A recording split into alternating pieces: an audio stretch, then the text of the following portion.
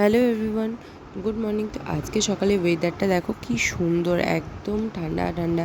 তো তারপর আমরা যাচ্ছিলাম বাইকে করে একটু ফুল তুলতে। এখানে এসেছিলাম জবা ফুল তুলতে, আর এখানে পাই এতগুলো জবা ফুল। তারপর গেছিলাম আরও এক জায়গায়, এখানে দুটো গাছ ছিল, আর দুটো গাছ থেকে আমরা জবা ফুল পাড়ছিলাম। আর বাবা পাড়ছিল আর আমি এখানে ধরেই ছিলাম। তো এখান থেকে পেয়ে যাই এতগুলো জবা ফুল।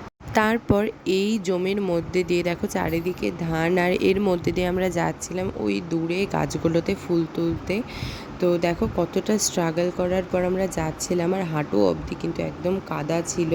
তো সামনে সামনে বাবা যাচ্ছিল, আর আমি আর বোনও যাচ্ছিলাম পেছনে পেছনে। খুবই খারাপ ছিল রাস্তার অবস্থা।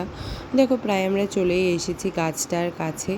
তো এখান থেকে আমরা পেয়ে যাই এক চিকচিকি ফুল। তারপর বাড়িতে এসে স্নান করার পর দেখি আমার পায়ের অবস্থা একদমই শেষ, দেখো কেটে কেটে কী হয়ে গেছে।